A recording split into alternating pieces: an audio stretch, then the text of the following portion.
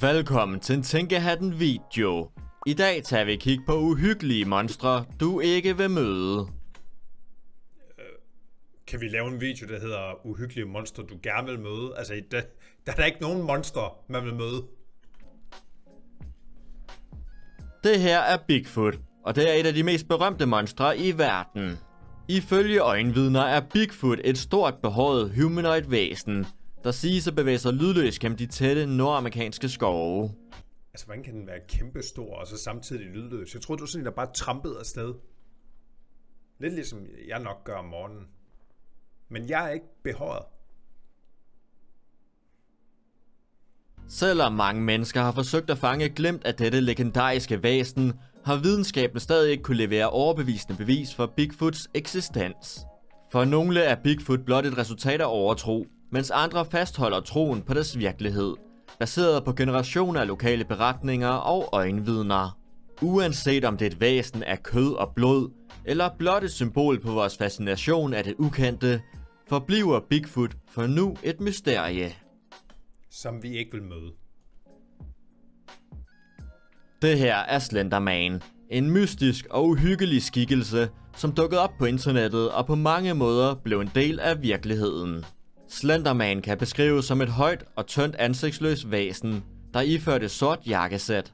Historien om Slender Man begyndte som en internetskrøne, men den spredte sig hurtigt og blev en del af skræmmende fortællinger, videoer og endda videospil. Til trods for at Slender Man er en skabning af fantasi, har den evnen til at fremkalde ægte frygt hos mennesker over hele verden. Grænsen mellem virkelighed og fantasi kan til tider næsten blive opløst, og fantasi kan skabe en ny virkelighed. Slender Man har bevist, at der ikke er langt fra fantasi til mord. Ja, okay, ham vil jeg ikke møde. Historien om grisedamen begynder for over 100 år siden, tæt på en lille by. Der boede en ældre mand med sin kone på en grisefarm langt væk fra byen, uden naboer i nærheden. Grisedamen, det lyder jo bare varmt på alle måder. En dag fødte konen en pige med et deformt ansigt, der fik hende til at minde om en gris. Pigen blev mobbet af de lokale børn, og den eneste, der var sød mod hende, var hendes mor. Hendes far skammede sig over hende, og han havde sat et grisehoved på hende for at ydmyge hende. Moren døde desværre tidligt, og drevet af ensomhed og had, tog pigen hævn ved at dræbe sin far og begrave ham med et grisehoved. Efter dette levede hun isoleret og alene på gården, og blev kendt i lokalområdet som Grisedamen.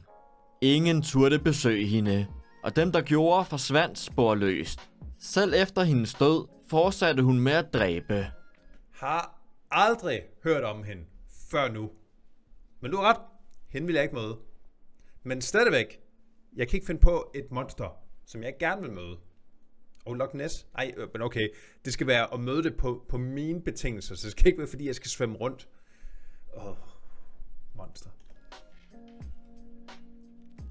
Den her dukke er meget hjemsøgt.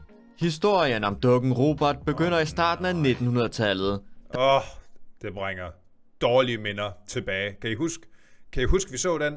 Hvis ikke, så søg lige på dukken Robert og Mr. Lemay. Den er... Fy for helvede. Den lille dreng med navnet Eugene er Otto fik en håndlavet dukke af en tjenestepige. Dukken Robert blev hurtigt midtpunktet for mystiske og uhyggelige hændelser. Dukken skulle nemlig både have talt og bevæget sig på uforklarlig vis. Ting forsvandt ofte, og om natten var der ualmindeligt meget larm og støj. Eugene fortalte flere gange, at det var Robert, som lavede balladen i huset. Men det var ikke kun Eugene, der så Robert bevæge sig. For flere naboer så dukken bevæge sig fra vindue til vindue gennem huset. Selv efter Eugenes død fortsatte Robert med at skræmme livet af folk, og mange tror, at han blev forbandet af tjenestepigen. Dukken Robert befinder sig nu på Fort East Martello Museet, hvor han har boet siden 1994. Okay, så en dukke er også et monster? Eller er dukken besat af et monster? Det ved man ikke. Men klamt er det, og du har ret, jeg vil ikke møde Robert. Prøv næste. Det her er den smilende mand. Han dukkede pludselig op for omkring 10 år siden, og han skræmte flere mennesker, der bevægede sig rundt alene om natten. Den smilende mand er et menneskelignende væsen, der forfølger og jagter mennesker, når det er blevet mørkt. Han beskrives som en meget høj mand, iført et gammelt og slidt jakkesæt. Han stiger uden at blinke, og han har altid et stort, uhyggeligt smil, der næsten virker tegneserieagtigt. Nogle tror, at den smilende mand er et rumvæsen eller et spøgelse, hvorimod andre tror, at han bare er en uhyggelig og sindssyg person, der opfører sig meget uforudsigeligt og forfølger folk uden grund. Uanset hvad, har man ikke lyst til at møde den uhyggelige, smilende mand midt om natten. Okay, lige præcis ham der har jeg heller ikke lyst til at møde, men der er der et eller andet over at skulle møde en smilende mand. Vil vi ikke gerne møde en smilende mand? Jo, det vil vi gerne. Heller det end en sur mand. Men lige ham der? Nej til hej. Det her er den uhyggelige Mothman. Tilbage i 1966 var der flere mennesker i West Virginia, som spottede dette mystiske væsen. Observationerne fortsatte over et år, hvor lokale rapporterede om en skikkelse med 3 meters vingefang og glødende røde øjne. Ad! Nej, hvor er det varmt. Jeg ved ikke, hvad jeg skal sige. Ad! En kvinde beskrev skabningen som en slank, muskuløs mand med store vinger, men hun kunne ikke se dens ansigt på grund af dens hypnotiske øjne.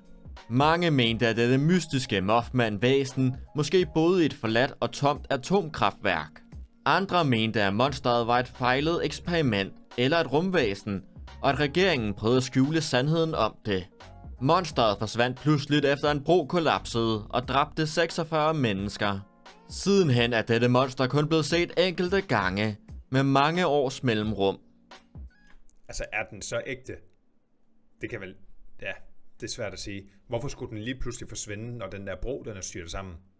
Fordi at den lige præcis var en af de 46 mennesker, så ville man jo have set den. Og hvis ikke man havde set den, hvis ikke at den var død, så er den jo dukket op lige så meget, som den dukket op før. Nevertheless, jeg har ikke lyst til at møde den. Så er det sagt. Skriv gerne, hvis du har lyst til at møde den. Det må du gerne skrive. Nummer 3. Det her er... Jeg ved ikke, hvorfor jeg stoppede.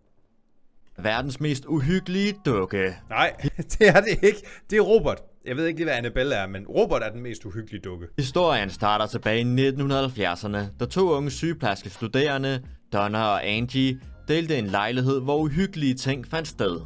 Donna havde nemlig fået en dukke, men ikke hvilken som helst dukke. Det var nemlig dukken Annabelle. Håndskrevne beskeder på papir dukkede op, ting blev flyttet, og de 2 unge kvinder følte sig altid overvåget. I starten troede de bare, at dukken var hjemsøgt af en død pige, men en dag blev deres... Nå, troede I bare det? Okay, jamen ingen problem så. Ingen ko på isen. Det er super! ven Lou angrebet af onde kræfter, der efterlod et kloaftryk på hans bryst. Dette fik Donna og Angie til at søge hjælp fra eksperterne, Ed og Lorraine Warren, som afslørede, at dukken var besat af en ondskabsfuld dæmon. Efter en eksorcisme blev Annabelle spadet inde i en særlig kasse for at forhindre dæmonen i at skade andre. Annabelle befinder sig nu i Warrens okkult museum, hvor hun er låst inde. Okay, fair nok. Den er måske lidt mere skræmmende end Robert så. Og den har jeg heller ikke lyst til at møde. Faktisk, dukker, der er besat, dem vil jeg godt lige med det samme bare lige sige, den behøver jeg ikke møde. Historien om kaninmanden har skræmt mange, og han har givet mange børn uhyggelige mareridt. Legenden om kaninmanden begyndte tilbage i 1904, da et sindssygehospital lukkede, og det lykkedes flere patienter at stikke af. Efter en omfattende jagt fandt politiet de fleste, men 2 undslap ind i skoven. Marcus A. Walster og Douglas J. Griffin. Kort tid efter begyndte der at dukke en masse døde kaniner op rundt omkring i skoven.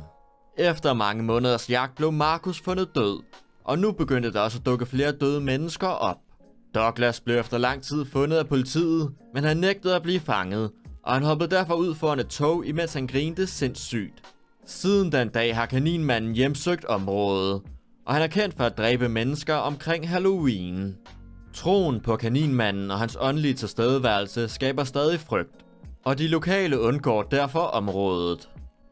Ja, men den snakkede vi også om i går, og han får ret.